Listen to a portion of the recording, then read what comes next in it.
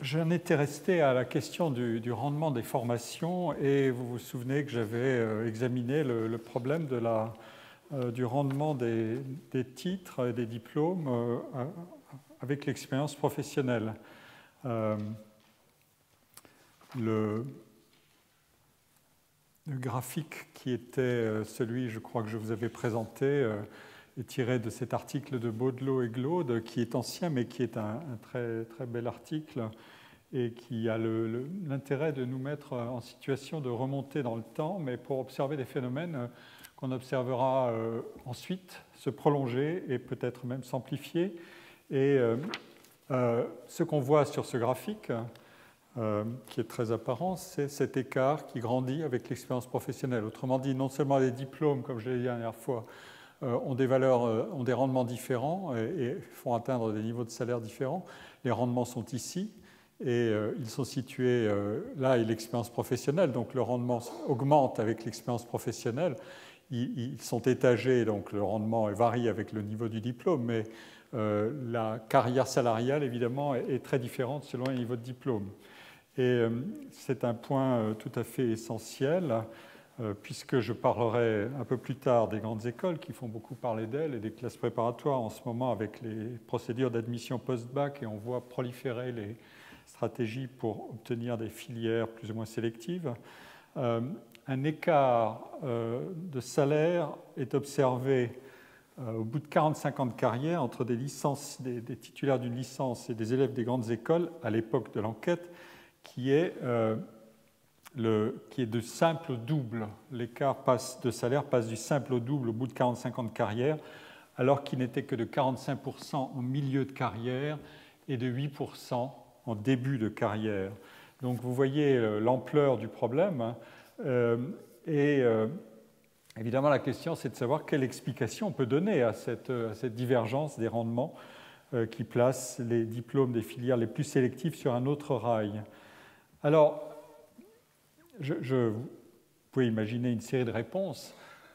Comme on dit, à une bonne question, il peut y avoir au moins 10 réponses possibles pour faire travailler les hypothèses. Les recherches à partir des données les plus récentes n'ont fait que confirmer ce rendement croissant des formations les plus élevées et y ont même vu une des explications possibles des inégalités de rémunération du travail.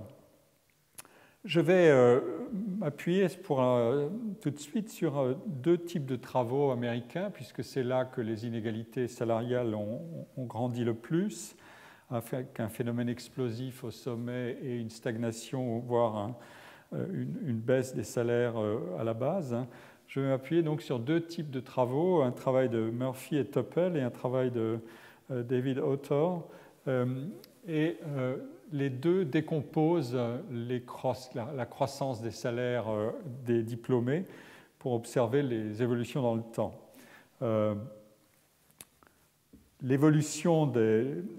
La décomposition porte sur deux principes. D'une part, en présence d'un rendement élevé d'une formation supérieure et d'une demande évidemment importante du marché du travail pour des actifs très qualifiés, les individus qui entreprennent des études supérieures sont plus nombreux.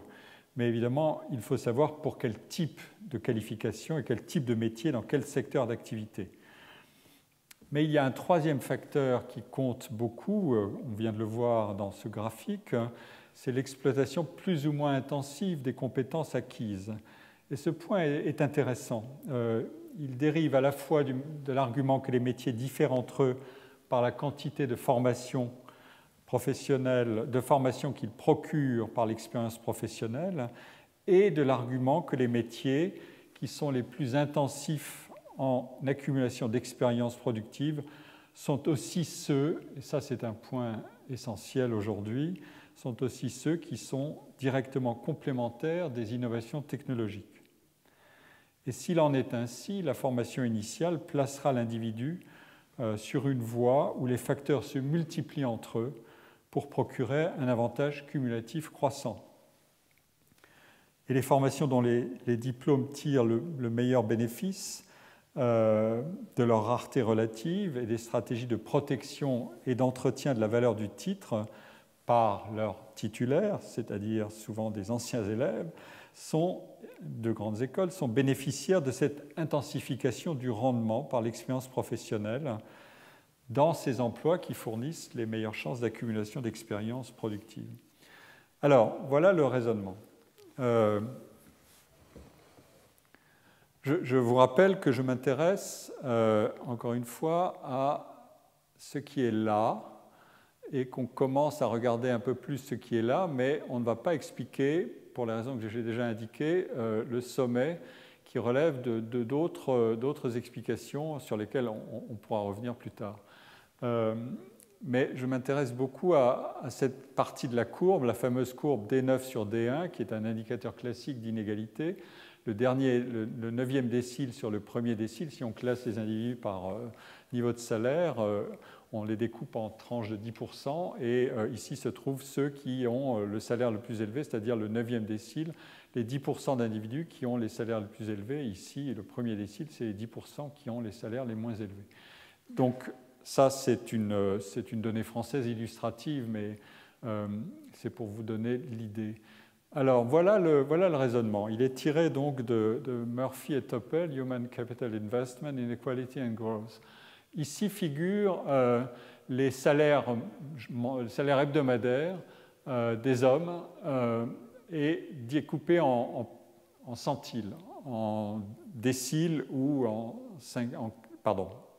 le 95e centile, c'est les 5% de salaires les plus élevés, etc. Vous voyez là, et ici figure l'évolution dans le temps, et on a examiné les moyennes dans chacune de ces tranches, dans chacune de ces tranches, on a examiné l'évolution des moyennes.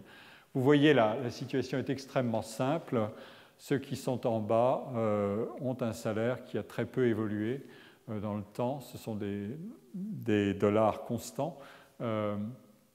Et au fur et à mesure qu'on s'élève, la progression existe, mais elle est extrêmement faible. Mais c'est évidemment, une fois qu'on se situe dans le 75e centile, c'est-à-dire très au-delà de la médiane, dans les 25% des salariés les mieux payés, que les salaires décollent, notamment à partir des années 80, et notamment à partir du moment où les diplômés sont plus nombreux, mais que la demande de qualification supérieure augmente aussi. Et vous voyez que, évidemment, c'est en haut que ça se passe surtout. Là, la croissance est extrêmement forte. Bon, la situation peut être examinée pour les femmes, c'est ici, et pour les hommes, c'était là. C'est encore un peu plus haut pour les métiers les mieux rémunérés.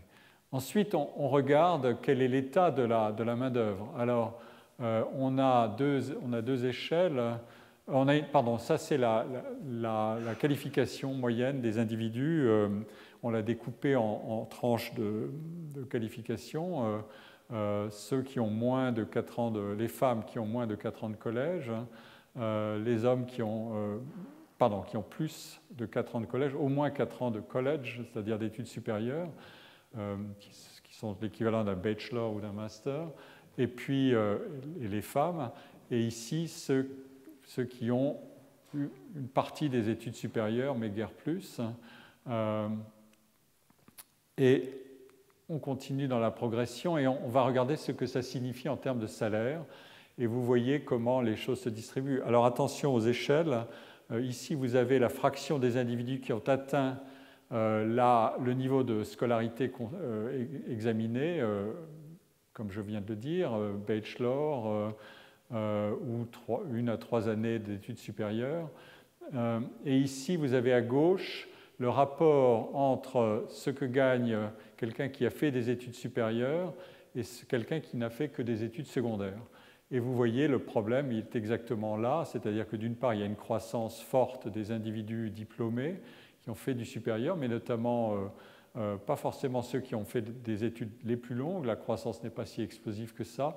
Elle est surtout forte dans ceux qui ont fait des études supérieures, 1 à 3 ans d'études supérieures, et les revenus sont le rapport entre ceux qui ont fait ces études et ceux qui sont restés aux études secondaires. Le rapport est tout à fait spectaculaire. Il croît très fortement à partir des années 80. C'est ce phénomène-là qui est très sensible. On a le même raisonnement pour les femmes. Et vous voyez notamment un point qui reviendra sans arrêt dans tout l'exposé. Les femmes ont un niveau de formation supérieure qui a énormément progressé, qui dépasse celui des hommes. Et elles en tirent des gains salariaux aussi, bien sûr. Et vous voyez notamment que celles qui ont fait au moins 4 ans d'études supérieures ont progressé beaucoup plus vite que les hommes aux États-Unis. Et c'est vrai en France, mais c'est vrai en Europe et dans les pays occidentaux, les pays développés, mais c'est vraiment très remarquable. Alors maintenant, le point clé. L'idée des auteurs, parce que ça, ce sont des données qui sont bien connues, l'idée des auteurs, c'est de dire, mais quelle est l'intensité de travail de ces gens-là? Et l'argument est celui-ci,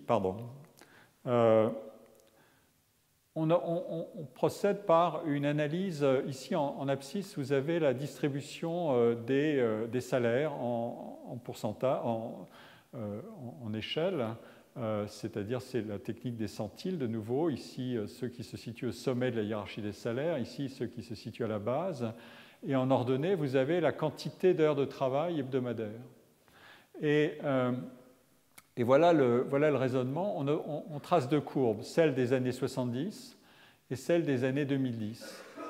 On voit bien qu'il y a une corrélation entre le salaire et la quantité de travail,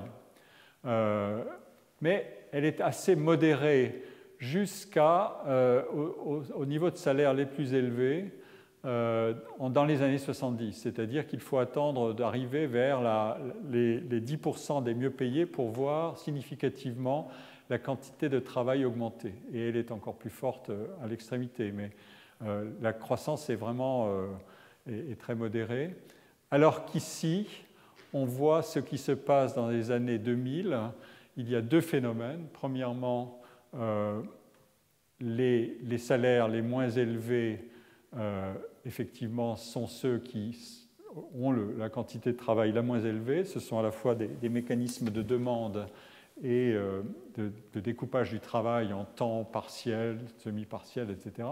Mais il y a un autre phénomène qui est l'augmentation extrêmement forte de la relation entre quantité et rémunération à partir non plus simplement du dernier décile, mais la croissance, la pente de la croissance s'est déplacée vers la gauche. Et donc, dès les 70-80 7e ou 8e déciles, on voit que les choses changent beaucoup et surtout la pente est continuellement ascendante. Il y a donc une corrélation extrêmement forte et spectaculaire au bout de l'échelle entre la quantité de travail et la rémunération.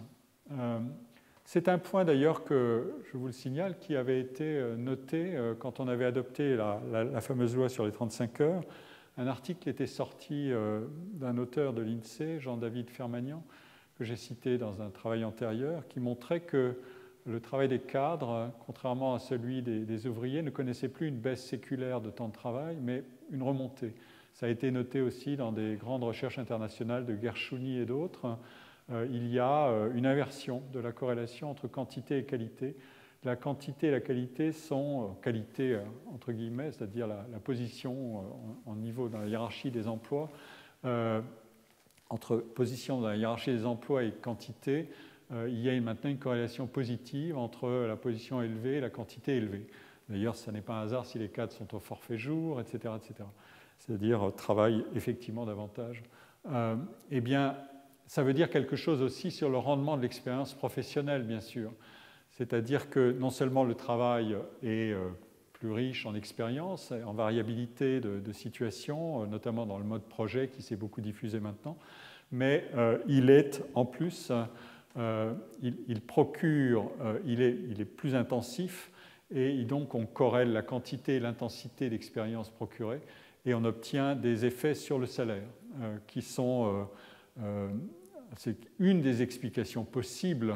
Il faut contrôler tous les autres facteurs, le secteur d'activité, etc., etc. Mais c'est un des facteurs. Dans des phénomènes de cette complexité, qui sont à la fois très visibles, très spectaculaires et à certains égards socialement insupportables, et d'autre part complexes à analyser. Il faut décomposer les facteurs pour observer ce qui se passe au juste, quelle est la part des conditions de travail, du capital humain, des différences sectorielles d'activité, etc. Donc ça, c'est un point que je trouve important à noter pour expliquer cette affaire de rendement du diplôme qui met les individus sur des rails assez différents, ou même très différents.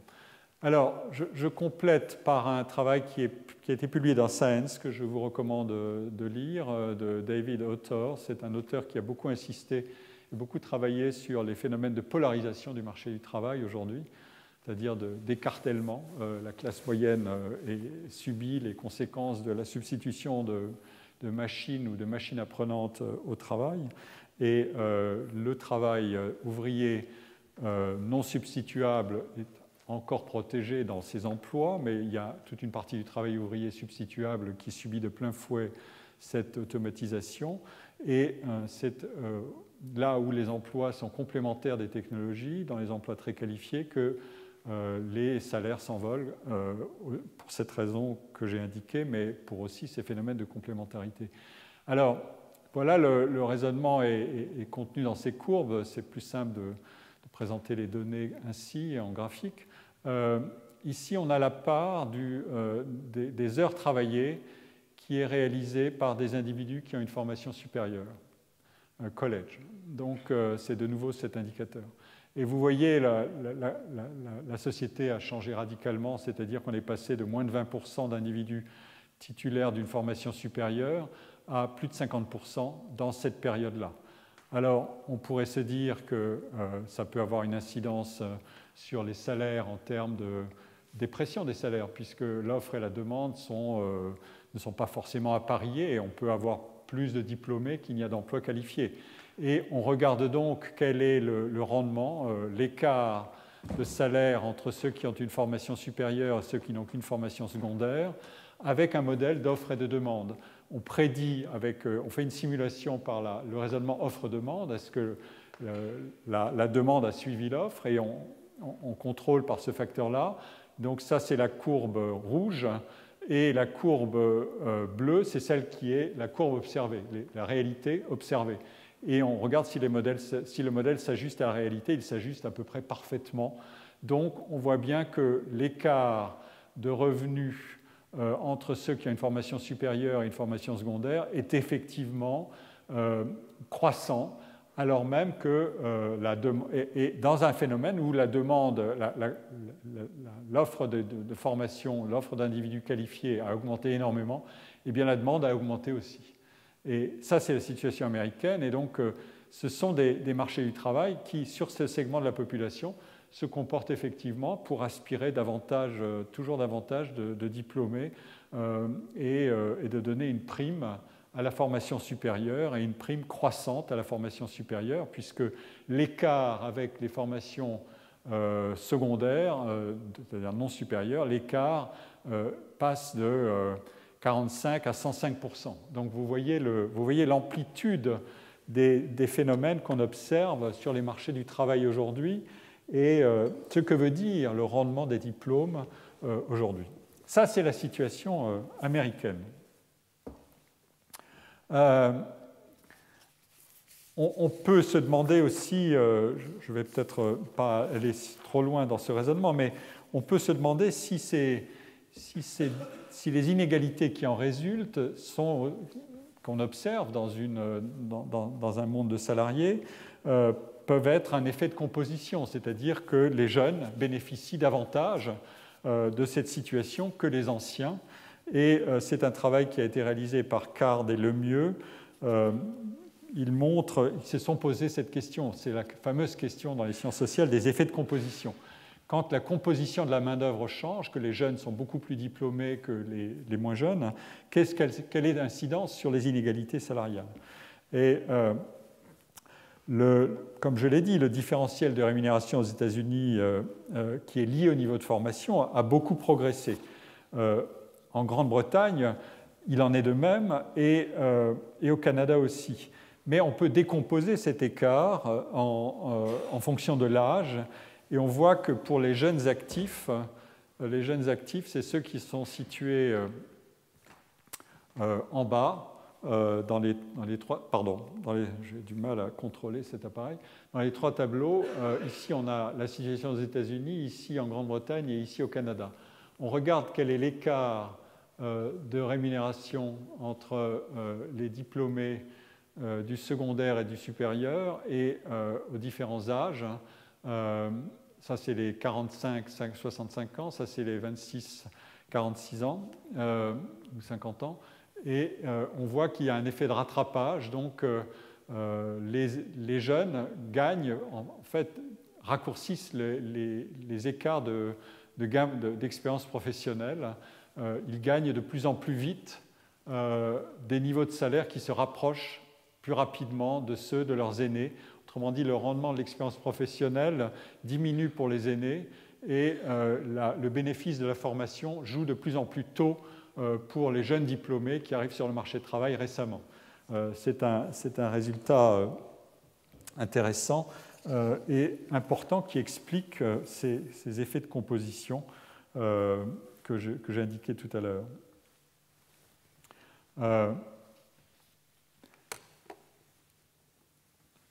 Donc, qu'est-ce qu'on peut en conclure? On peut en conclure qu'il est sur ces valeurs américaines. Je vais vous montrer que la situation est un peu différente en France. Sur ces valeurs américaines, on peut conclure qu'il est rentable, et je dirais pour la France aussi, pour les individus comme pour la société d'investir dans l'éducation, mais les rendements de l'éducation ont divergé. L'avantage des diplômés du supérieur s'est accru aux États-Unis, beaucoup.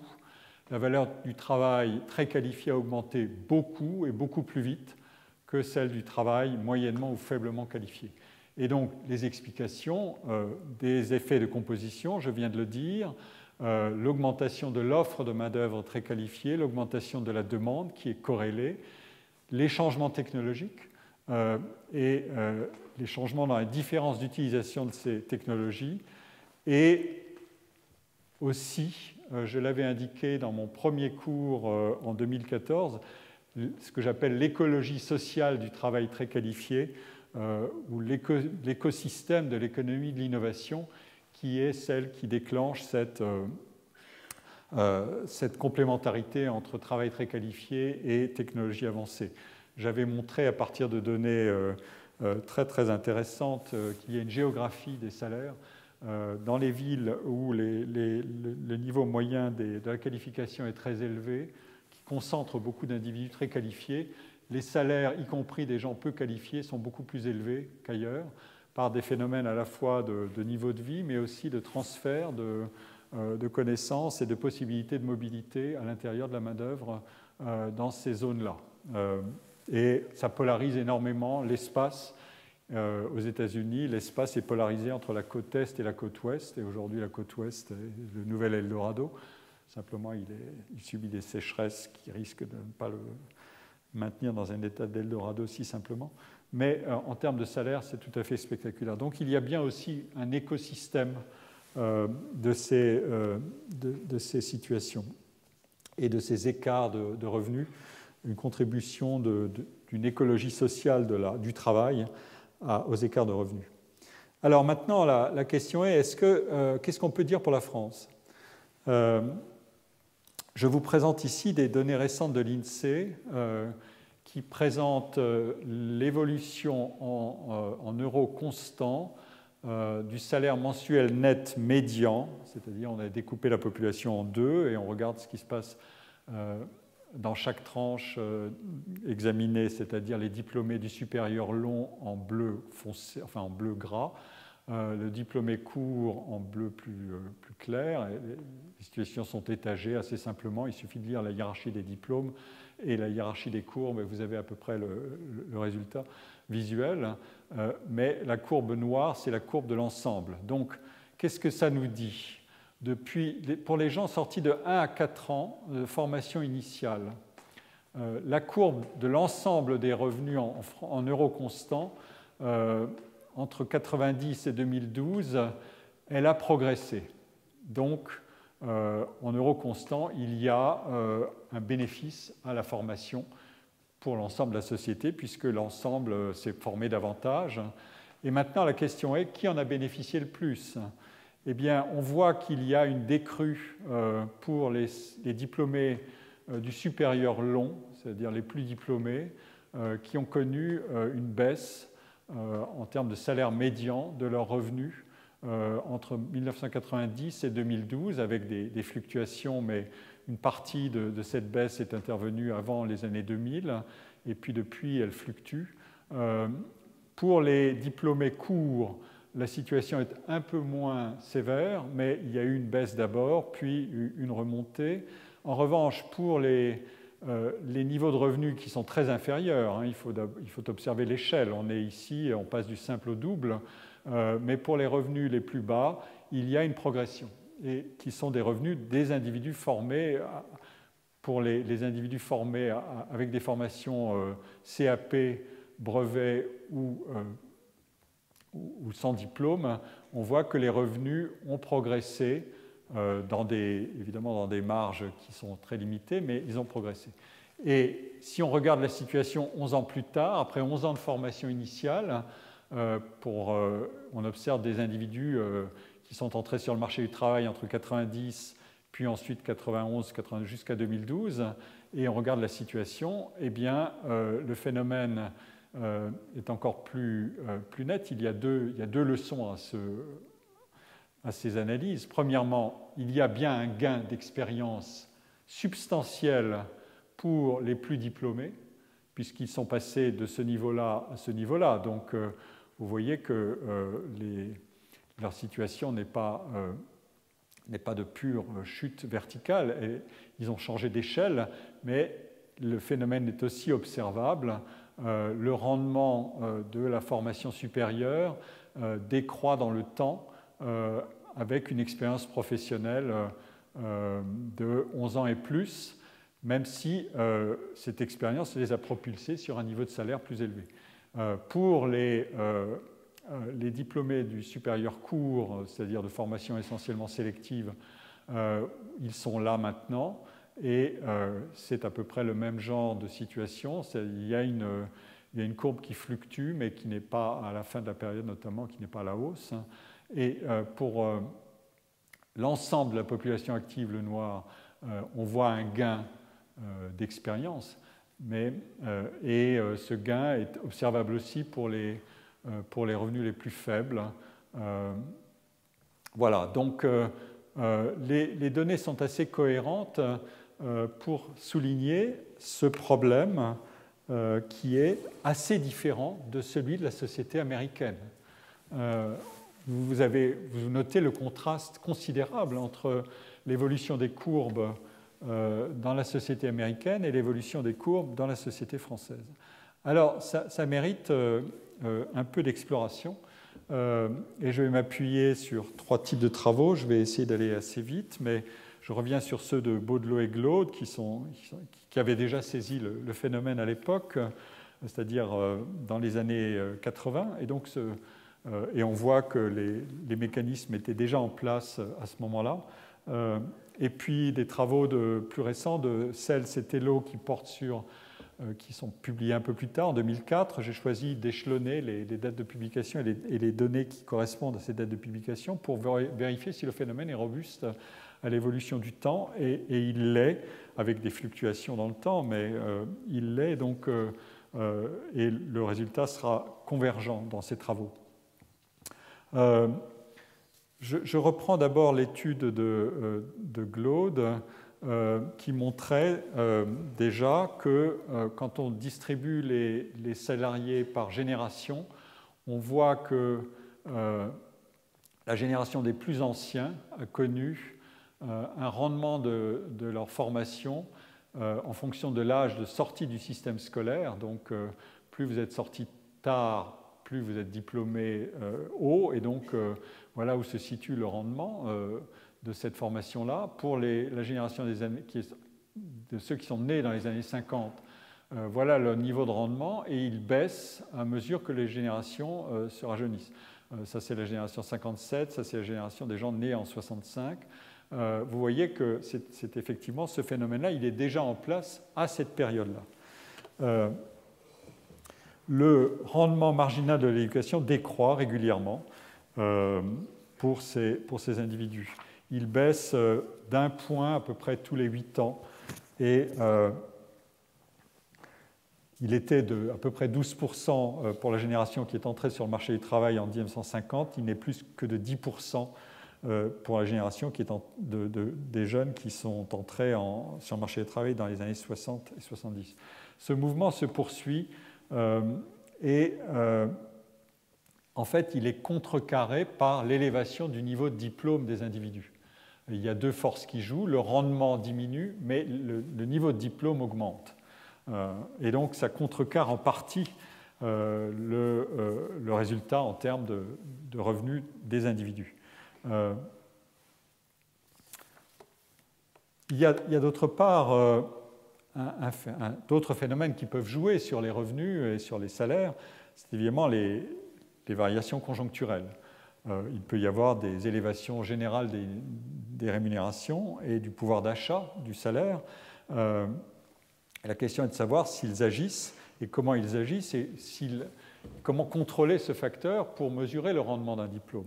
Et voilà l'analyse qui est faite une fois qu'on contrôle les effets de conjoncture. Eh bien, là encore, la situation est de nouveau la même. On a, à l'âge de sortie du système scolaire, ce qui s'est passé, les rendements de l'éducation, pour ceux qui sont arrivés sur le marché du travail dans les années 80, passent sous la courbe de ceux qui sont entrés dans les années 70. Les années 77 sont au milieu du gué, mais voilà le point essentiel, c'est ça, le rendement diminue pour la cohorte la plus jeune. C'est ce point qui est essentiel. Cela dit, cette situation n'est pas la même pour tous les niveaux de formation. Les formations techniques, les diplômes techniques, la rentabilité décroît plus faiblement que celle des diplômes généraux. Et la formation, les diplômes d'ingénieurs, des grandes écoles, les diplômes commerciaux, d'écoles juridiques, les formations paramédicales et sociales connaissent une moindre érosion que les baccalauréats et les diplômes strictement universitaires en général. On en a eu un effet progressif sur les orientations et les choix des étudiants. La part stricto sensu des études universitaires dans le cadre universitaire a décru progressivement dans le temps depuis 20 ans.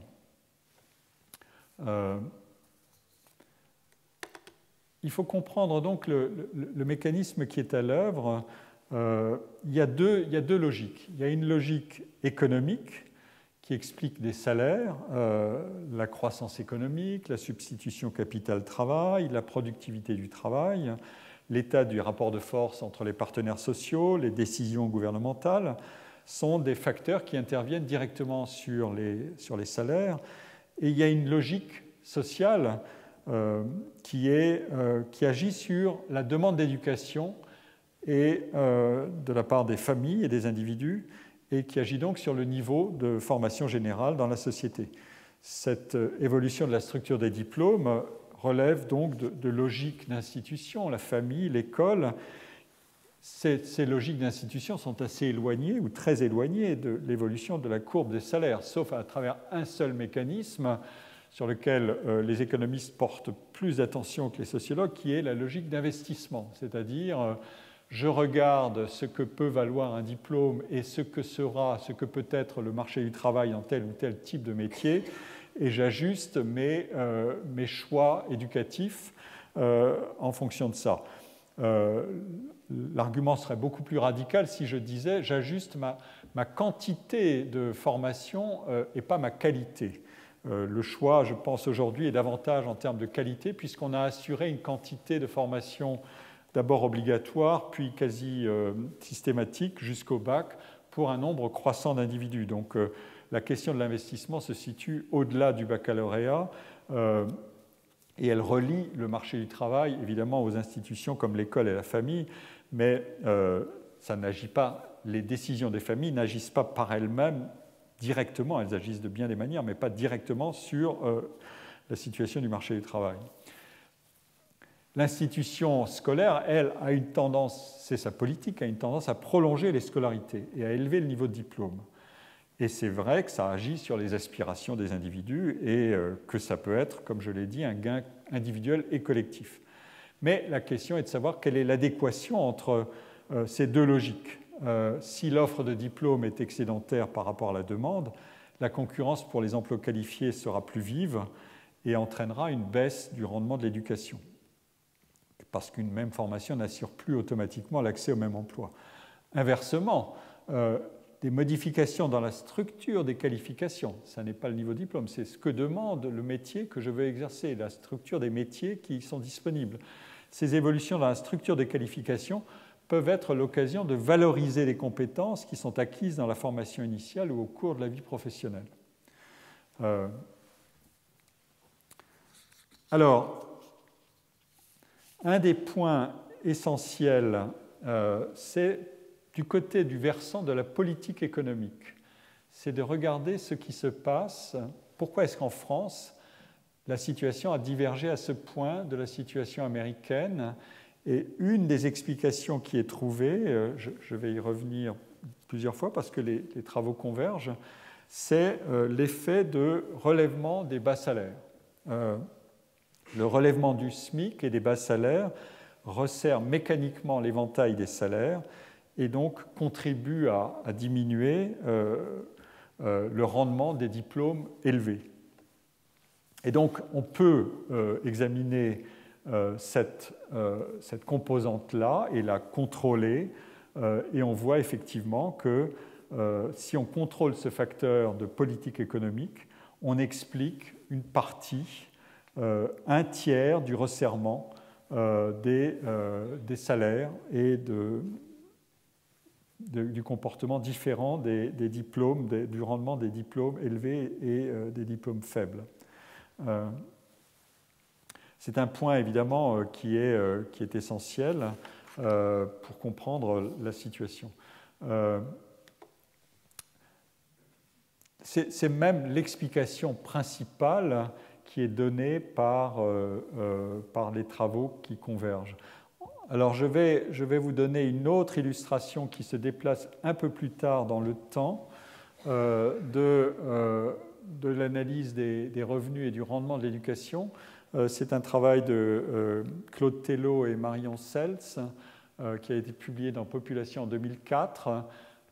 Alors les chiffres sont difficiles à lire sans doute pour vous de loin, mais je vais les commenter rapidement.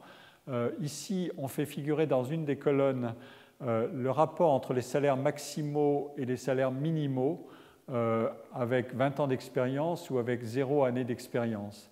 Et on regarde comment elles évoluent, comment ces rapports évoluent dans le temps. Et vous voyez que le rapport était de 4,55 en 1964, dans la première enquête examinée.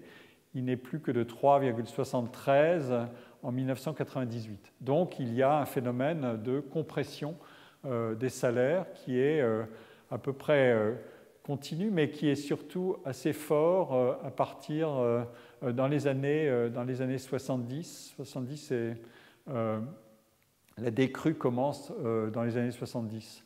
On passe de 4,11 à 3,49, puis 3,31 au fur et à mesure. Et à droite, dans la colonne B, le travail est répliqué pour les hommes et les femmes, mais dans la colonne B qui prend l'ensemble des salariés, on examine le rendement moyen de l'année de formation, donc le rendement d'éducation, comme je l'ai déjà dit et montré, pour 20 ans et 0 ans d'expérience. Et dans le temps, ce rendement, ça converge avec les résultats de Baudelot et Glaude, le rendement diminue. Il est passé de 9% de gain salarial par année supplémentaire d'éducation, il est passé à 6%. Donc on a perdu un tiers de ce rendement. Et les données sont convergentes pour les hommes et les femmes, et elles valent de la même manière quand l'expérience est faible ou nulle. Elles elles sont fortes, les décrues de rendement pour les hommes, elles sont moindres pour les femmes, ce qui indique un effet de rattrapage en termes de niveau d'éducation et de rattrapage salarial relatif pour les femmes. Ça a une incidence évidemment sur les indicateurs d'inégalité salariale. On est passé, c'est le fameux rapport D9 sur D1 dont je vous ai parlé tout à l'heure, on est passé d'un coefficient de 4 dans les années 60 à un coefficient de 3 à la fin des années 90. Si on prend D9 moins D1 sur D5, ce qui est une autre mesure d'inégalité, on passe d'un coefficient de 1,50 à 1,30. Donc, on a un phénomène, effectivement, d'action sur les inégalités. Mais vous voyez le relatif paradoxe. On a affaire à des sociétés dont le niveau de formation augmente et les individus veulent en obtenir logiquement un bénéfice en termes salariaux. Et de l'autre côté, on a affaire à un phénomène de compression salariale. Donc, on a un modèle sociopolitique qui effectivement agit sur deux versants pour dire vous ne convertirez pas votre supplément de formation principalement en niveau de revenus comme à l'américaine ou à la canadienne ou à l'anglaise, mais vous le convertirez en chance d'emploi et en niveau de protection contre le chômage, comme je l'ai dit. Ce qui peut aussi expliquer d'ailleurs un des phénomènes classiques du marché du travail français par rapport à d'autres, c'est le haut niveau de protection de ceux qui détiennent un emploi du type de ceux que je décris, c'est-à-dire un emploi basé sur une formation diplômée. Cette protection est beaucoup plus élevée en France qu'ailleurs et elle confère effectivement un avantage qui s'exprime non pas principalement comparé à d'autres pays en termes salariaux, mais en termes de sécurité. La demande de sécurité d'emploi dans les grandes enquêtes internationales qui sont faites est beaucoup plus forte en France qu'ailleurs. Elle a son envers, c'est-à-dire l'aversion au risque est beaucoup plus forte en France qu'ailleurs. Une dernière démonstration, je vais vous montrer des travaux de simulation qui ont été réalisés donc dans un article publié en 2012 par Verdugo, Fraisse et Orny, qui regardent assez finement le rôle, qui modélise le rôle, l'effet emploi, c'est-à-dire comment s'est comporté le marché du travail. Quand il y a beaucoup de chômage, les salaires, les individus peu qualifiés sont au chômage et donc ça peut avoir un effet sur la composition de la masse salariale et du niveau des salaires de l'ensemble de la population active. Et d'autre part, l'effet qualification, la composition de la population se modifie dans le temps sous l'effet de l'augmentation de l'éducation, comme je l'ai dit.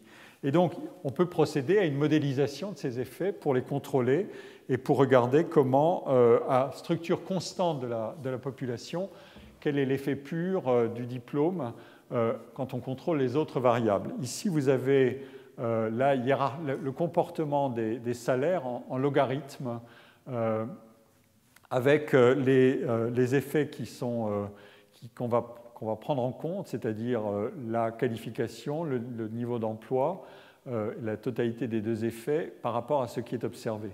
Et on regarde l'observation, elle est du salaire, le log du salaire ici, c'est-à-dire une transformation du salaire en sa valeur mathématique qui est plus facile à contrôler pour mesurer des différences et des écarts et des progressions.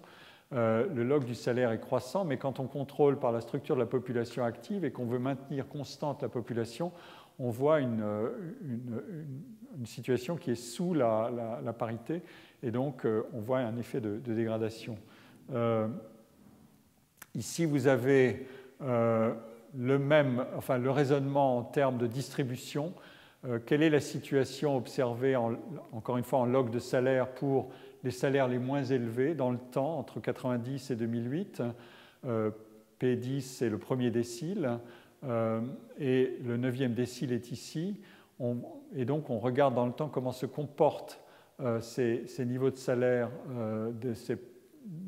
à ces échelles respectives, dans ces déciles respectifs, pour les hommes et pour les femmes. Et on voit que les bas salaires ont bénéficié davantage d'une progression dans le temps que les salaires les plus élevés, comme je l'ai déjà dit tout à l'heure.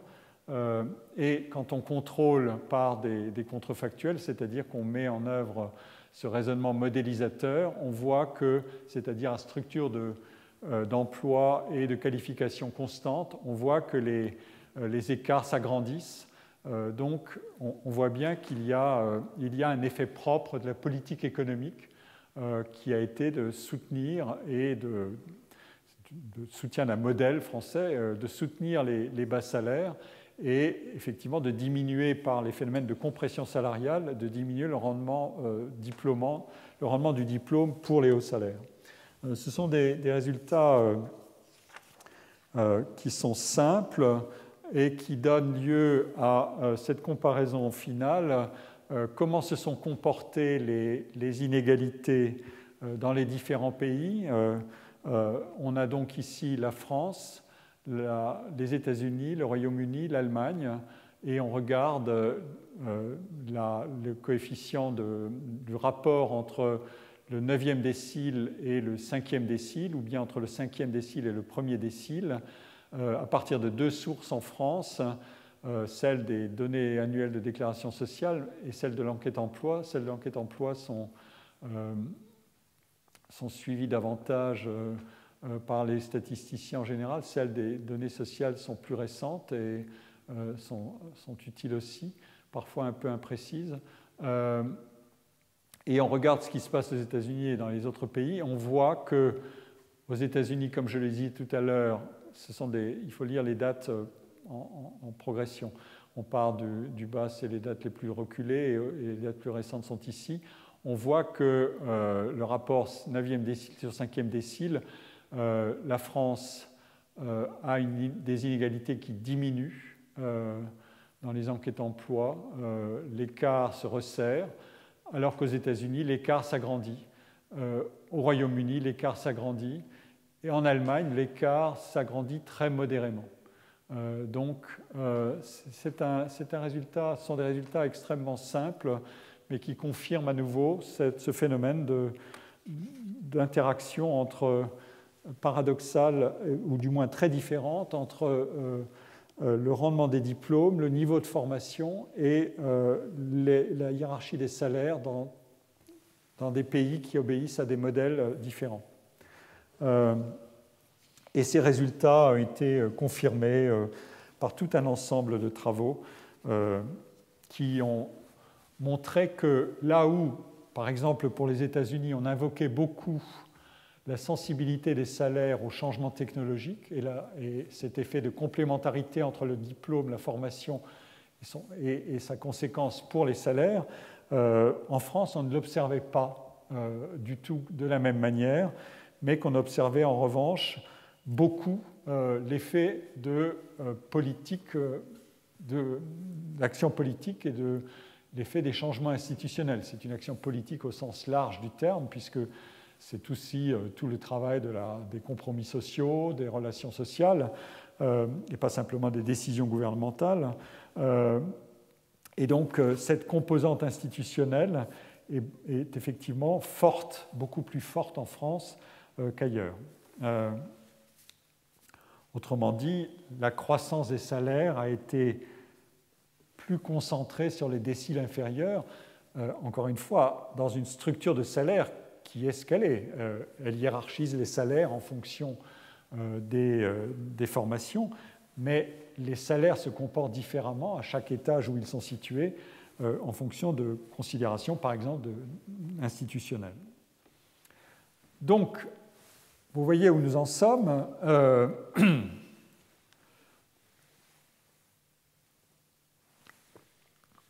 Le problème qui peut se poser, c'est le rendement salarial des diplômes.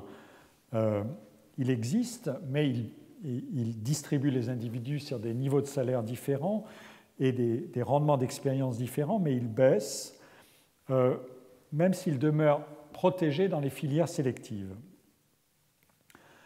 Le diplôme, d'autre part, même avec un rendement salarial moindre, conserve une valeur élevée, comme je l'ai dit, pour obtenir un emploi stable, une bonne protection contre le chômage, notamment parce que le chômage est alors reporté fortement, massivement sur les très peu qualifiés ou les non qualifiés.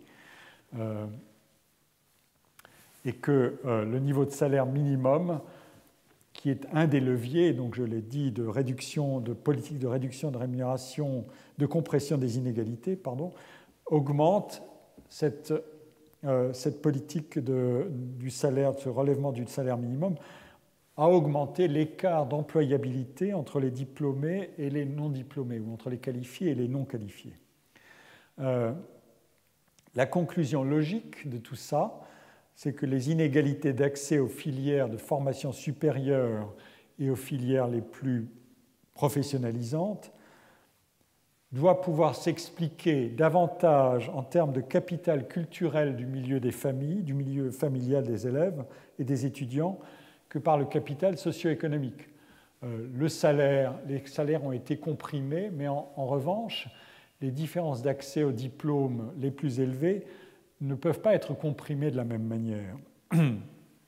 Et je vais donc me placer maintenant à ce point de bifurcation majeure qu'est le baccalauréat, et pour analyser sa qualité, son rendement propre, c'est-à-dire la probabilité de réaliser des études supérieures diplômantes. Cette probabilité peut varier dans le temps, et sa valeur peut varier avec la qualité du baccalauréat obtenu. Et c'est ça l'exercice auquel je vais me livrer maintenant. Je vais procéder en quelque sorte par une succession d'opérations de zoomage. Je vais me rapprocher de plus en plus de la pointe la plus fine des écarts de rendement des baccalauréats et des diplômes, pour voir comment donc je vais passer successivement du baccalauréat au baccalauréat général, puis du baccalauréat général au baccalauréat scientifique, puis du baccalauréat scientifique à la valeur des mentions qui sont obtenues dans les différents baccalauréats, et notamment au baccalauréat scientifique, et puis atteindre finalement le mécanisme de propulsion des individus vers les formations sélectives. Ces emboîtements de baccalauréat et de critères de valorisation d'un diplôme, évidemment, ont tous une propriété propre qui est un phénomène d'avantage cumulatif, puisqu'elle reflète des mécanismes de sélection endogène, de rétrécissement de la cohorte des individus au fur et à mesure qu'on élève le critère de formation, qui ont leur énergie, qui contiennent une énergie sociale. Cette énergie sociale, c'est l'énergie des écarts de position sociale des individus, mais c'est aussi l'énergie d'investissement des familles dans l'orientation des enfants à niveau social donné. Et c'est ici que réapparaîtra, dans l'exercice de décomposition auquel je vais me livrer, que réapparaîtra constamment le capital culturel des familles, autrement dit mesuré par leur niveau de diplôme, et la position très originale des enseignants en tant que parents d'élèves. Alors, pour faire cet exercice, je vais procéder à une série de présentations de données qui vont être le meilleur moyen d'agir.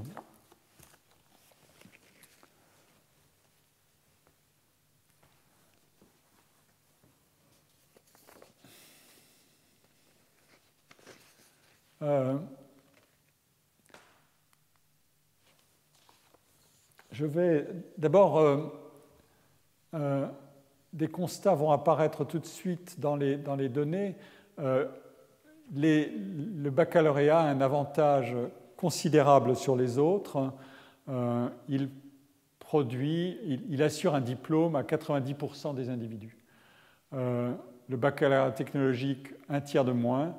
Et le baccalauréat professionnel sont diplômés de l'enseignement supérieur seulement 19% des individus. Ce sont des données de panel. Et donc, C'est vraiment des écarts considérables. Ceux qui sont bacheliers professionnels sont 57% à ne jamais poursuivre des études supérieures, alors qu'ils ne sont que 2% parmi les bacheliers du baccalauréat général. Donc vous voyez que les niveaux de bifurcation que j'ai indiqués antérieurement sont ici évidemment opèrent de manière très violente.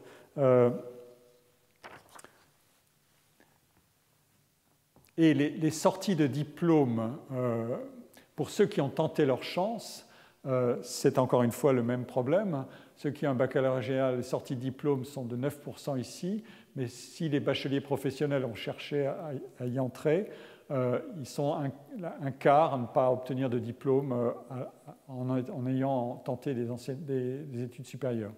Et à peu près le même score pour le baccalauréat technologique. Donc les baccalauréats sont extraordinairement fortement stratifiés. La question qui est posée ensuite, c'est mais d'où viennent les individus qui vont entrer dans tel ou tel baccalauréat et qui vont entamer des études supérieures? Alors, ici, je regarde, ce sont des données de panel que j'exploite beaucoup à travers les travaux qui ont été réalisés.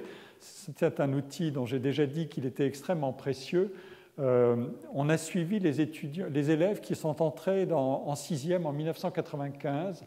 On avait déjà fait un panel pour ceux qui étaient entrés 89, 95, 2002, 2008. Donc ce sont des outils merveilleux pour voir la carrière scolaire des individus et comprendre ce qui se passe, les dynamiques, les bifurcations, les parcours, je vais y revenir plusieurs fois, et observer les effets à long terme qui pèsent sur les carrières scolaires.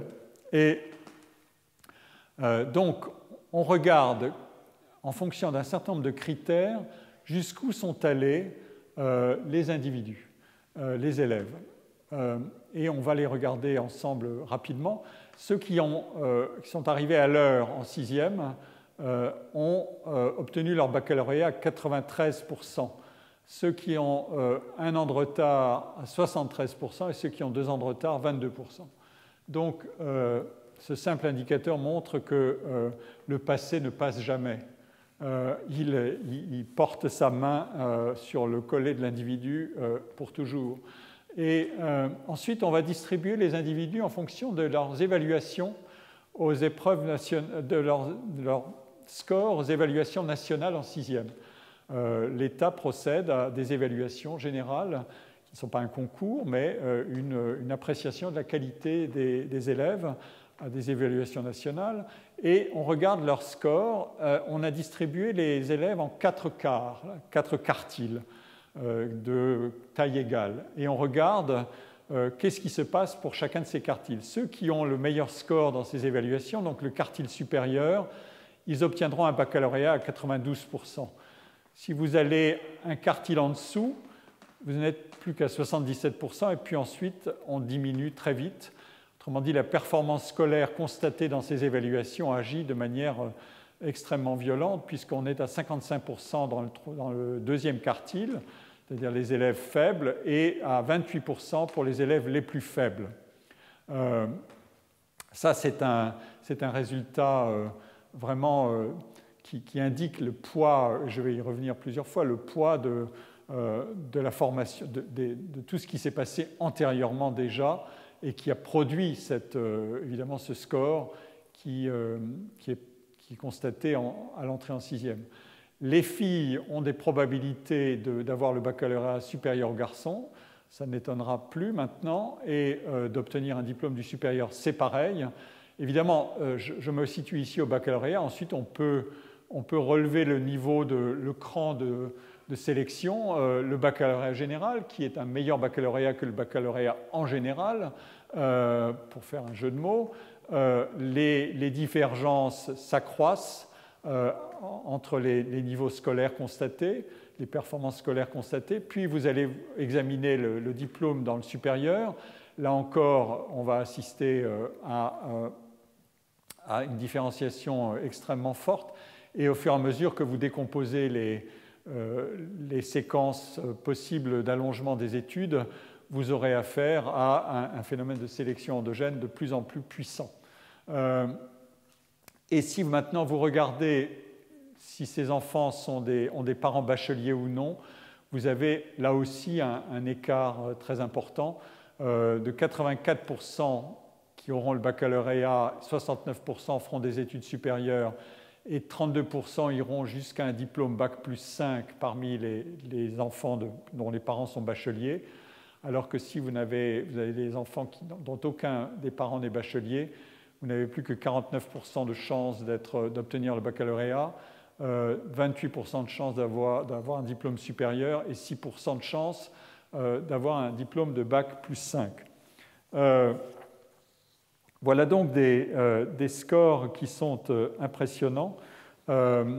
Et il nous manque des informations sur l'origine sociale qui sont ici.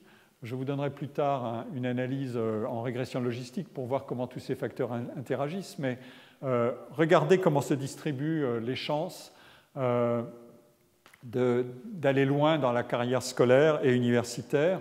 On a distribué les individus en fonction du niveau de diplôme qu'ils vont atteindre et de leur origine sociale, les élèves qui sont entrés en sixième. Donc on a suivi. La couleur la plus claire, c'est un diplôme inférieur au bac ou aucun diplôme, puis un diplôme équivalent au bac, mais rien de plus, puis un diplôme bac plus 2, puis un diplôme bac plus 3, puis bac plus 5. Donc au fur et à mesure que la couleur devient plus foncée. Et ici, on a la hiérarchie des catégories sociales en escalier, alignée sur la proportion de ceux qui n'auront aucun diplôme ou un diplôme inférieur au bac. Les enseignants arrivent au sommet.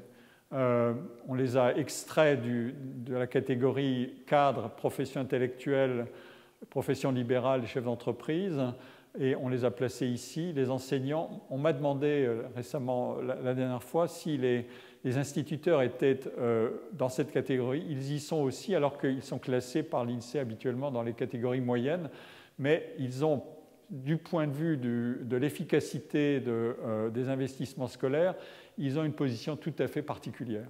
Et donc, vous voyez à quel point la situation est extraordinairement contrastée. Évidemment, ces données sont corrélées au fait que les parents ont ou non le bac, etc. Mais vous voyez que les ouvriers non qualifiés, quand les enfants sont d'un milieu dont les parents sont ouvriers non qualifiés, ils n'ont que 4% de chances d'être diplômés, d'avoir les diplômes les plus élevés, et 60% de chances n'avoir qu'un diplôme inférieur au bac ou 0 diplôme. Alors que pour les enseignants, on est à 9%, ce qui est une variable quasi résiduelle. Voilà la situation. Alors, puisque, comme je l'ai dit tout à l'heure, l'école joue un rôle, les résultats en sixième, constatés dès la sixième, jouent un rôle considérable, évidemment, on veut savoir ce qui s'est passé.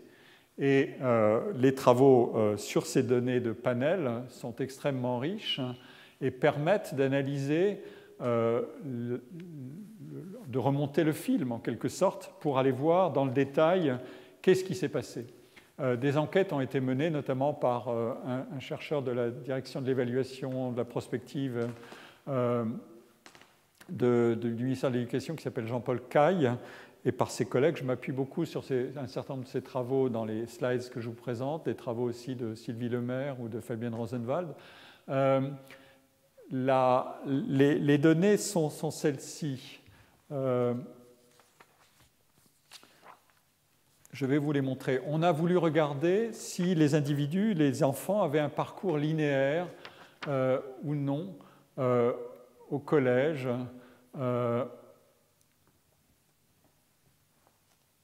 Et est-ce qu'ils vont redoubler ou non? Est-ce qu'ils vont avoir une carrière scolaire accidentée ou non? Et puis après, on regardera, mais d'où ça vient? Donc, c'est intéressant de voir ce qui se passe. Le mécanisme est bien celui-là. On veut, en quelque sorte, lisser les parcours. C'est la politique scolaire qui a agi en ce sens. on lisse les parcours des individus dans le secondaire, puisque toutes les valeurs sont à la baisse. Dans le panel 2007 par rapport au panel 95, on voit que le redoublement a diminué, le redoublement de la 5e a diminué. À tous les niveaux du parcours scolaire, le taux de redoublement a diminué. Au moins un redoublement au collège, on est passé de 31% à 12% en 12 ans, c'est quand même très rapide. Les demandes d'aide, de soutien en quatrième, pour l'orientation en quatrième ont diminué. Toutes ces valeurs sont à la baisse. Donc on peut se dire que les parcours sont plus aisés d'une certaine manière dans le secondaire. Et de fait, les parcours linéaires, c'est le résumé de cette analyse, les parcours linéaires directs sont passés de un peu plus de la moitié des individus aux 3/4. L'accrochage, c'est-à-dire les accidents, on est passé de 14% à 9%, etc. Et donc, on voit bien que sur cette transition, sur ces étapes-là, on agit à travers des outils à la fois d'évaluation, d'orientation, de facilitation des parcours. Voilà. Alors maintenant, on veut savoir ce qui s'est passé avant. Et les travaux ont examiné ça. Pour les enfants qui ont connu pardon, c'est pas avant, c'est en 6e à nouveau, je reste sur ce même cadre, excusez-moi. Et donc, on les distribue sur ces différents types de parcours, et les parcours linéaires, les parcours heurtés, et on regarde leurs orientations. Et on analyse les données. Les données pour savoir quelle est la probabilité d'un parcours linéaire en fonction d'un certain nombre de critères. De nouveau, on voit que en termes de milieu social, les enseignants détiennent la palme. Les enfants, ici, l'explication, c'est quelle est la probabilité de faire un parcours sans faute, en quelque sorte de la 6e à la seconde. Eh bien, les enseignants sont ceux dont les enfants réussissent en plus grand nombre ce parcours-là. On voit aussi l'effet de l'âge, comme je l'ai dit tout à l'heure, est considérable.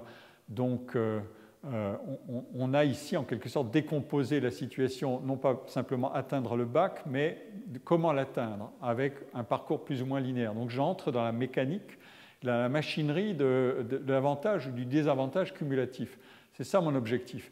Donc si vous êtes entré à 10 ans en 6e, vous avez 90% de chances d'avoir un parcours linéaire, mais vous n'en avez plus que 64% si vous êtes entré à 11 ans, etc. Et là encore, les résultats scolaires constatés en 6e sont extraordinairement clivants, puisque ceux qui ont les meilleurs résultats, qui se situent dans le quartile supérieur, ont suivi ce parcours linéaire à 93%, alors qu'ils ne sont que 14% à l'avoir connu quand ils sont dans le quartile inférieur.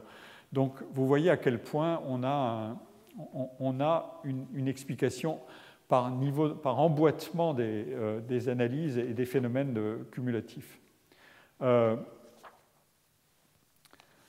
Ce qu'on peut dire, c'est que les apprentissages sont typiquement, c'est par essence, et c'est un des mécanismes les plus puissamment et simplement cumulatifs qui existent dans la vie des individus. Il est rare d'observer dans la vie des individus des phénomènes aussi linéairement cumulatifs et linéairement divergents que celui-là. De fait, les écarts de performance entre les élèves sont sujets à des dynamiques d'auto-renforcement extrêmement puissantes et qui sont donc déterminées par tout un ensemble de facteurs. Plus le père ou la mère détient un diplôme diplômé, plus l'enfant a niveau d'acquis, âge à l'entrée et autres caractéristiques comparables a des chances de parvenir en seconde dans de bonnes conditions au terme d'un parcours linéaire. Donc, l'investissement dans la production scolaire du résultat de l'enfant dès la 6e a déjà fait la différence avec ces variables, mais a déjà fait la différence à travers ce qui est constaté en termes de niveau scolaire, le diplôme des parents a déjà agi, et le capital scolaire qui va pouvoir être transmis a agi comme une force d'avantage cumulatif très important.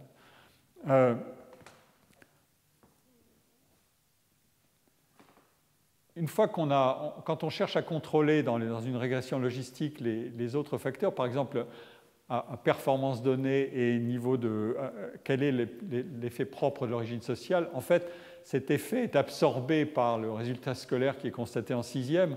Ce qui ressort de la régression logistique, c'est essentiellement le fait d'avoir ou non un père enseignant qui a une efficacité en termes de position sociale. Donc, à nouveau, on a ce résultat, c'est que l'école est un instrument magnifique pour convertir le capital culturel des parents en capital scolaire des enfants.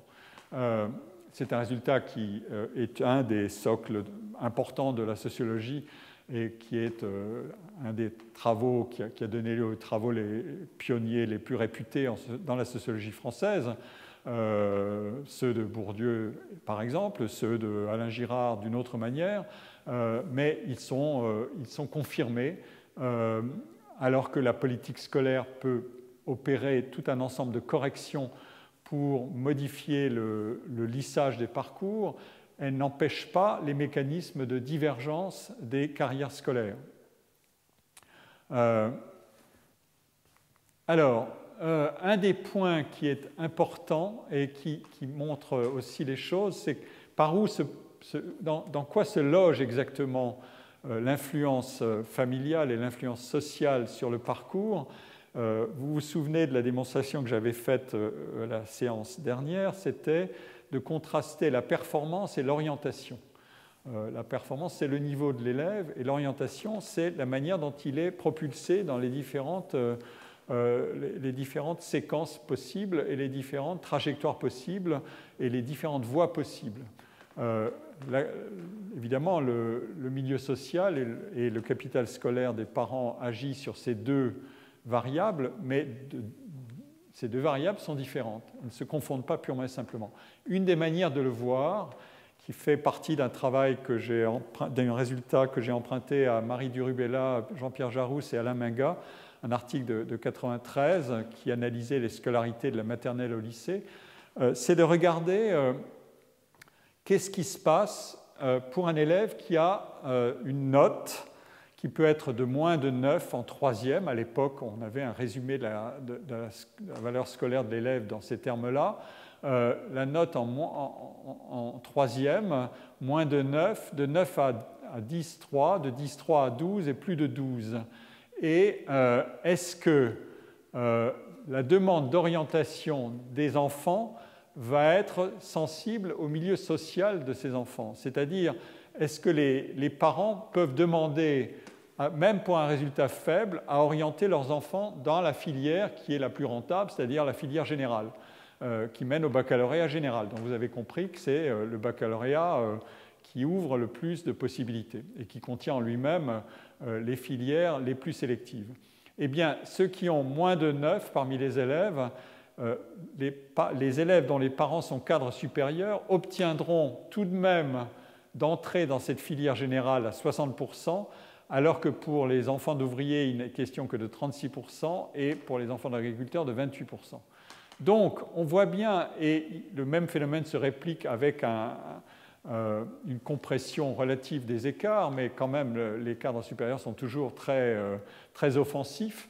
Le milieu social agit sur l'orientation en contrariant la simple valeur de la performance constatée. La performance constatée pourrait avoir une sorte de force déterministe sur la carrière de l'élève. Quoi qu'il arrive, s'il est situé sur tel niveau, il ne lui arrivera que ça et rien d'autre. Eh bien non, précisément, on peut agir aussi sur ce qu'on va tirer de ce niveau pour donner sa chance à l'élève ou pas, pour le maintenir sur une voie déterministe ou pour le faire bifurquer vers tout de même la chance d'espérer accrocher un baccalauréat général. Et bien voilà où se situent, par exemple, ces écarts sociaux dans les trajectoires des individus. Alors, maintenant, on va progresser d'un cran et on va regarder ce que procure le baccalauréat et ce qu'il va procurer en termes de diplôme, le type de baccalauréat, et en termes d'accès à des filières de différentes qualités. Voilà l'espérance de formation à partir de tel ou tel baccalauréat.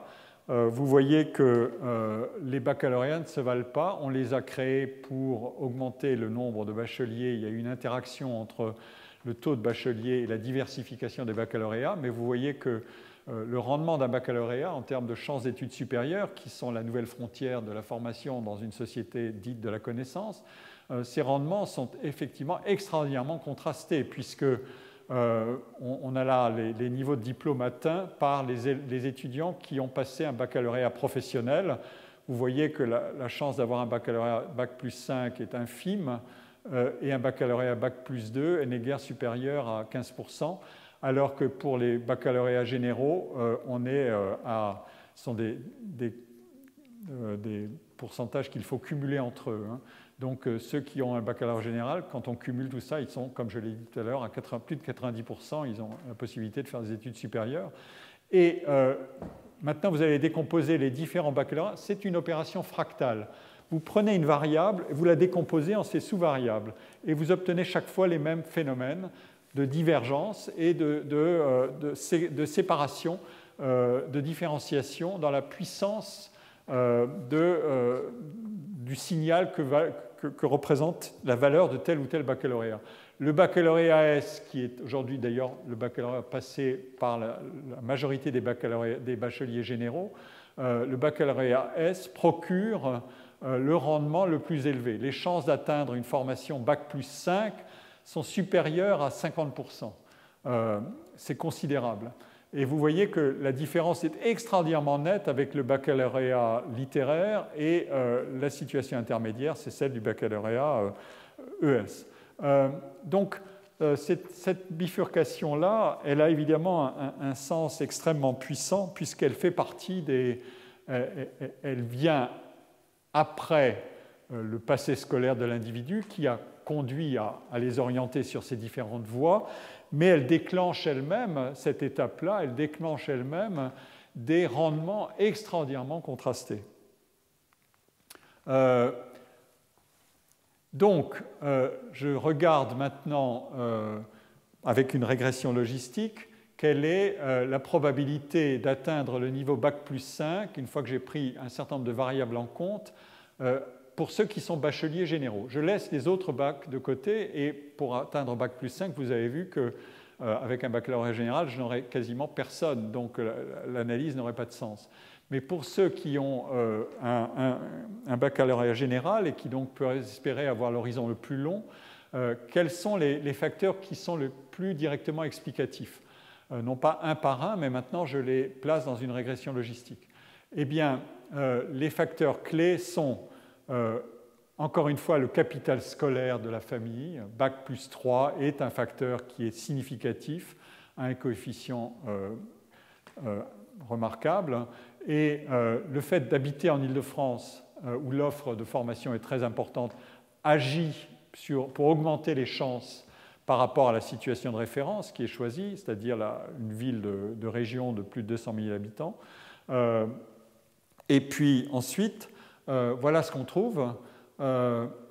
L'âge auquel on a réalisé sa formation, si on a passé le bac à plus de 19 ans, à 19 ans et plus, les chances décroissent spectaculairement. La série du bac, pardon, j'aurais dû commencer par là, la série du bac est très importante, puisque, comme vous l'avez vu, le bac S a, encore une fois, en contrôlant toutes les autres variables. C'est ça le raisonnement. On ne raisonne plus simplement en disant, voyons ce qu'ont fait les bacheliers qui ont passé un bac S. Mais là, on contrôle toutes les variables qui peuvent agir sur la carrière, les études supérieures, et le fait d'avoir le bac S augmente les chances très très significativement. Et maintenant arrivent les facteurs sur lesquels j'insisterai un peu plus progressivement. Le fait d'avoir une mention agit également très fortement. La mention bien ou la mention très bien, c'est le facteur le plus important du côté de ce qui est la qualité scolaire. Enfin, il y a le choix des filières. Ce choix des filières dit que ceux qui choisissent les filières des classes préparatoires aux grandes écoles ont une chance très élevée, beaucoup plus élevée que les autres, d'atteindre le niveau Bac plus 5. Ça a l'air d'être un résultat un peu évident. Ces filières sont sélectives, elles essaient d'écrémer les élèves par la qualité, donc elles sont supposées produire ce qui va se réaliser, c'est-à-dire les amener jusqu'à Bac plus 5. En fait, ça dit autre chose aussi, qui est extrêmement intéressant, c'est que entrer dans ces filières-là, c'est avoir une quasi-assurance d'accomplir la totalité du parcours, sans échec. C'est-à-dire que c'est une sorte d'assurance, de garantie sur la complétude des études. Il y a des situations d'échec dans l'enseignement supérieur qui sont strictement corrélées à la valeur des filières et des niveaux de baccalauréat, etc. Mais il y a des filières qui vous procurent une certitude d'obtenir ce que vous cherchez, du moment que vous avez réussi à y entrer. Et vous y entrez, et on le verra plus tard, ceux qui entrent dans ces écoles, dans ces filières sélectives, ont franchi une étape, mais ensuite ils se distribuent encore sur les différents étages des écoles dans lesquelles ils souhaitent entrer. Ils se distribuent hiérarchiquement encore une fois. Mais ils ont tous la certitude d'atteindre, ou une très forte certitude d'atteindre le niveau qu'ils ambitionnaient. Alors, on poursuit donc maintenant l'exercice. Le poids de la mention et la filière S sont des sujets intéressants. La mention au bac, c'est un sujet qui est intéressant parce qu'il rejoint des observations qui sont faites ailleurs sur l'élévation générale des notes dans l'enseignement secondaire, dans l'enseignement supérieur. Ce n'est pas difficile de boucler tous les arguments que j'ai indiqués, c'est-à-dire lissage des parcours, allongement de la scolarité, etc. etc. Et donc, toutes ces variables agissent aussi sur la manière de noter les élèves.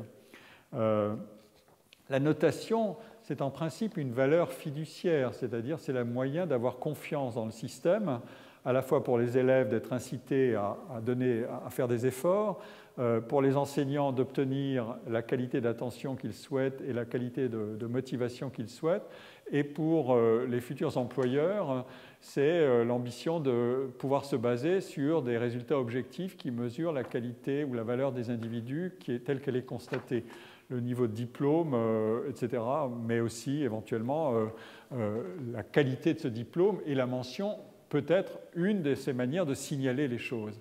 Évidemment, si cette valeur fiduciaire est soumise à un processus d'inflation, vous voyez le problème. Elle va perdre en qualité, elle va devenir, en quelque sorte, elle va s'éroder. On va se dire, oui, mais il est plus facile d'avoir une mention aujourd'hui qu'hier, et donc, que vaut encore le phénomène de la mention? Et en fait, c'est vrai, pas simplement pour la mention du bac en France ou la notation scolaire, mais c'est vrai dans beaucoup d'endroits. J'avais brièvement indiqué dans mon cours de l'année dernière comment on a observé une corrélation assez étrange entre le fait que quand on mesure le temps de travail des étudiants pendant leurs études, il a diminué en moyenne depuis une trentaine d'années. Or, les notes ont augmenté. Et troisièmement, la notation des professeurs a augmenté. C'est-à-dire la notation que les élèves donnent à leurs professeurs dans les études supérieures, c'est très courant aux États-Unis depuis très longtemps, cette notation a augmenté. Et donc il y a une sorte de corrélation assez paradoxale, puisqu'ils travaillent moins, ils sont mieux notés et ils notent bien leurs professeurs. Et j'avais estimé que c'était une sorte de pacte égalitaire pour dire nous sommes arrivés dans ces écoles, dans ces universités, nous avons été sélectionnés pour y entrer, maintenant, une fois que nous y sommes, nous sommes assurés de réussir, et donc il n'est pas question qu'on soit mal noté, et donc la tendance va être à la hausse. Et plus l'établissement est sélectif, plus le taux d'échec est faible, et plus les notes reflètent en quelque sorte cette dimension de pacte égalitaire pour dire c'est un contrat entre l'étudiant et l'enseignant, et la notation va agir simplement comme un processus d'accompagnement, mais qui va progressivement être déformé dans le sens de la valorisation de la performance de l'élève plutôt qu'un constat objectif neutre qui pourrait être soumis à toutes sortes de processus chaotiques. Évidemment, on peut se dire, mais peut-être que la valeur sous-jacente de l'élève est croissante et que les élèves sont meilleurs qu'autrefois. Mais comme les mécanismes observés sont tellement puissants, et je vous en montre une illustration, ici dans les données américaines, ce sont les échelles de notes qui sont offertes depuis 1940 à 2008 dans les universités. Et le rouge, c'est la note la plus élevée. Le jaune, c'est la deuxième note la plus élevée. On note sur 5, A, B, C, D, E, F, C, D, E, pardon, E, F, non. Les notes les plus basses sont en bleu, et vous voyez que leur score a diminué. Maintenant, il atteint un plancher. Le score de la note intermédiaire a diminué, enfin le taux de note intermédiaire a diminué aussi. En revanche, les notes les plus élevées, leur taux a augmenté. On observe ce raisonnement, ce phénomène, pardon, sur les universités publiques et les universités privées, les colleges privés et publics. Les privés sont en vert et sont plus hauts, et les publics sont en bleu. Les privés écrèment plus haut dans la hiérarchie des qualités scolaires, et donc leur sélectivité agit à travers les mécanismes d'admission. Donc, elles cherchent à obtenir les meilleurs étudiants. On voit bien qu'ils se situent plus haut dans la hiérarchie des notes, mais ils connaissent aussi un processus d'inflation. Ici, on a les points, c'est la distribution, c'est la variance, c'est la dispersion des situations. Mais il y a des tendances centrales qui sont aisément observées. Et vous pouvez le voir aussi sur ces notes en Angleterre. J'ai ici les données qui sont celles de fin du secondaire. Vous voyez les notes les plus élevées sont situées en bas et les notes les plus faibles en haut. Et les notes les plus élevées prennent progressivement une part croissante dans la distribution des notes. Ici, vous l'avez dans le constat du niveau de fin d'études, d'un premier cycle d'études supérieures. Le vert, c'est les notes les plus élevées, et le jaune, c'est les deuxièmes notes les plus élevées, etc. Donc le constat est le même. C'est un constat assez remarquable. J'ai passé rapidement sur ceci, qui est en France constaté à l'instant T, c'est-à-dire au bac de 2014, quelle a été la mention des étudiants et qu'est-ce qu'ils ont fait ensuite. Avec une mention très bien, vous avez 76% d'élèves qui vont avoir un diplôme bac plus 5. Avec une mention bien ou très bien, pardon. Mention assez bien, ils ne sont plus que 57%. Sans mention, 36%, etc. Donc vous voyez l'enjeu. L'enjeu se déplace. J'ai le baccalauréat, ok. J'ai le baccalauréat général. J'ai le baccalauréat général avec mention, etc. Ensuite, je passe. Voilà donc la distribution des mentions en 2014. On a donné en sciences 15% de mentions très bien, 20% de mentions bien. En lettres, c'est 8 et 15, et en ES, c'est 8 et 15 aussi. Donc au total, on a près de 30% des bacheliers qui ont eu une mention. Maintenant, on regarde ce qui s'est passé dans le temps. Et ici, je vous donne la courbe de 2002 à 2013. Pour les 3 baccalauréats, ceux qui ont eu une mention, le baccalauréat général est ici, il est le plus haut, évidemment, les mentions sont les plus nombreuses. Le baccalauréat, autrement dit, le pouvoir de signalement de la qualité est corrélé à la valeur du baccalauréat.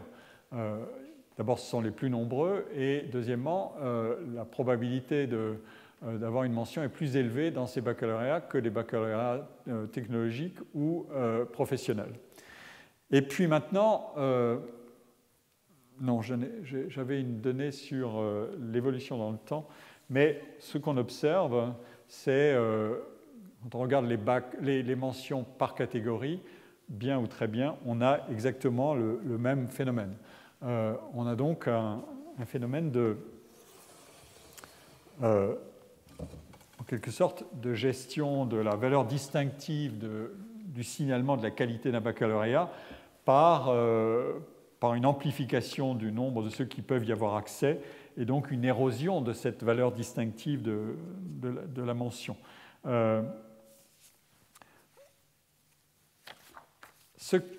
Oui, hélas, j'arrive au terme de mon heure et demie. Donc, peut-être que je vais m'arrêter là, et je terminerai cet exposé en arrivant enfin à mes classes préparatoires et à mes filières sélectives, au terme de ma décomposition fractale des caractéristiques des étudiants et des caractéristiques de leur parcours. Eh bien, je vous remercie de votre attention.